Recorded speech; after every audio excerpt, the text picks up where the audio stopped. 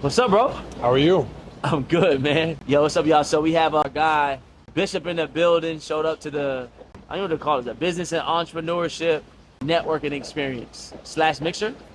It was good. We had about, how many people do you think we had in here tonight? Maybe like 30, 25? Yeah, 25, 30 people. July 4th, still wanted to, bring some value. So thank you for showing up, bro. Thank you for having me, man. I know I'm a little late, but better late than never, right? I'm gonna be late for my own funeral, so it is what it is. I want to be late to my funeral too. I want to be late to my funeral too, for sure.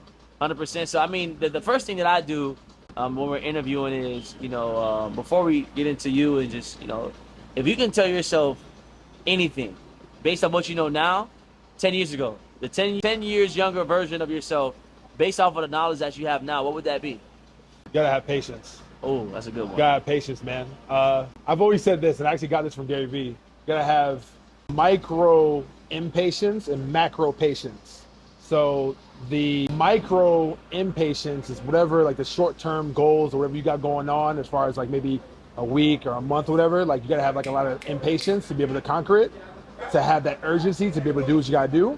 But then you have to have the macro patience, 6 months, 12 months, a year, 2 years, 3 years, to be able to kind of like, let that foster. So like, that's kind of like what I would actually tell him as far as like having those push and pull technique. That's dope. Yeah. No, what's crazy is that, I believe the same thing. Even when we started doing these networking experiences that you're at now, it's like, man, if I'm going to do it, I want to do it for at least 3 to 5 years so I can be consistent in it. And so far, we're a year in, we've been pretty consistent. So yes, sir. I think anything that you do, it's right. And I love Gary Vee. I've been watching Gary Vee for God knows how long. Probably as long as I've been watching Eric Thomas, so 2013. So, but let's get into it, bro. Explain to the people who you are, how you bring value, what you do.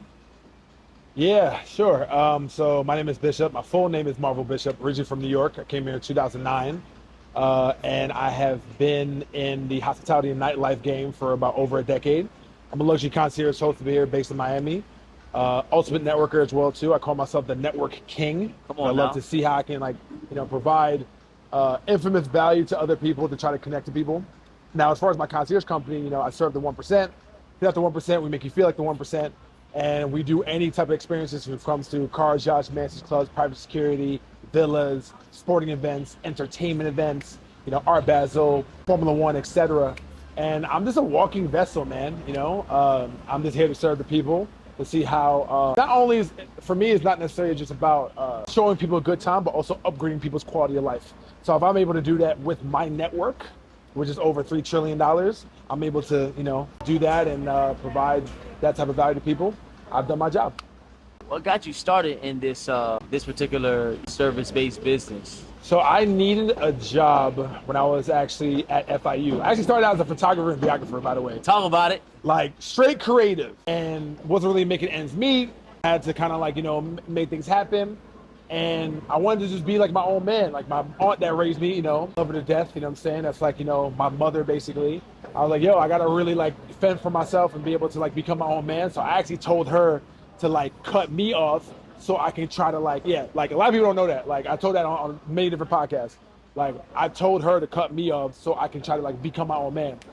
And after that, I was like, I need a new job. I need a job. So I hit up my boy Jonathan Medicall that worked at Story. He was like a big time over there for David Grutman and his clients at Live. Trying to get a job. He couldn't get me a job at Live, but he told me that at 2012, December 26th, Story is opening up. So I opened up Story and I did security there for about 5 years. And then after that, I opened up my own private security company. Then I went from private security to luxury concierge. How can somebody get into any room, and how can you get to the clients that you're getting to the 1%? How does somebody, because most people can't get to the 1%. How do you get to the 1%? How do you serve the 1%? How do you even get associated with people who are in the quote unquote 1%? I always say that no matter what you do, whatever profession, you have to become an authority in that. And then once you build your authority, then you can become an offering to other people. Oh, wow. So with me, this wasn't really a plan, by the way. It just happened as I go. But Right. now I'm actually mentoring other people that's in hospitality trying to become a luxury concierge host. I developed a plan. So you got to get closest to the sun. If you see people that's either at auctions or networking events just like this, or the Fainas and the Lives and these luxury hotels, you got to actually be there where the money's at. So where you can actually be where the money is at and also try to still make money, I always say that like the gateway to everything, I do believe, and I may be a little bit biased, is hospitality. Like you have to work for some type of venue or some type of hotel, resort, bar, lounge before, you know, for you to kind of get closer and closer to that 1%. Because if you're working at like, you know, even a place like this, like Mal's, a very nice place, you're either a bartender or you're a waitress or waiter, you're going to meet some type of high level people throughout your shifts because you're gonna have some type of money to spend here, you know what I'm saying? And yeah, you gotta get closer to the sun, you gotta be able to do that. And then once you do, like I worked at Story for 5 years. So as I started like really get into the mode, I was like, you know what, let me just like, every single person I took care of, you know, spending $5,000-$10,000 at each table, I was like, you know, let me get their contact. So I was like, I'm around them anyway. So like, but then after that, I was like, my client gave me the idea to do the concierge. I was like, okay, I have all these contacts now. Then I'll be able to kind of like transition that to actually make it business. So that's actually like, you know, my advice is you want to get closer to the sun as quick and as efficient as possible.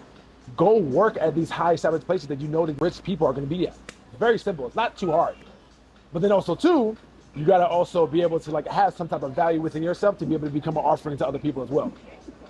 What you said was pretty dope. Somebody gave you the idea. One of your gave you the idea to become, you know, a concierge. I just wanted to be a bodyguard. You gotta explain that. I just wanted to be a bodyguard. I didn't really have the idea to become a concierge host, but I was taking care of like one of my clients at a dinner. He was like, "Yo, you know, you're a big dude, massive, but you also have this vernacular about you. You can actually talk to people. You can actually connect to people. People gravitate towards you. Right. Why don't you create a luxury concierge company where you can have an encompassing standpoint of different services and be able to connect to people on a different level?" And I was like, what's a concierge host? And then he like broke it down to me again. I was like, all right, cool. And then after that, like, I just basically started calling myself not just a bodyguard, but also a host. Because now I got all my people that are in the bodyguard realm, you know, that are more qualified than me. Love them to death, you know, they're great. But I know, like, for me, like, I was just destined to become more than that, to be able to put those type of people on as well, too. If you're just a security guard, you're just there for security. But if you're a host, if you're a concierge host, if you're a VIP host, the possibilities are endless of what that person can actually do for you. My job is never ever to say no. My job is always to say, let me see what I can do for you. Wow. My job is to let me. You know what's crazy? I started saying that. You know, I always should. I always say, man, let me see what I can do. Mm-hmm. But you know what's crazy? Recently, I've just told myself, I'm like, man, you know what? Let me say I don't know, like I could do. Like But the thing is, even if you don't know, you can find somebody else that does know. 100%. So then, boom. So like that's the alignment with you saying, let me see what I can do. You find other people to try to, you know, collab.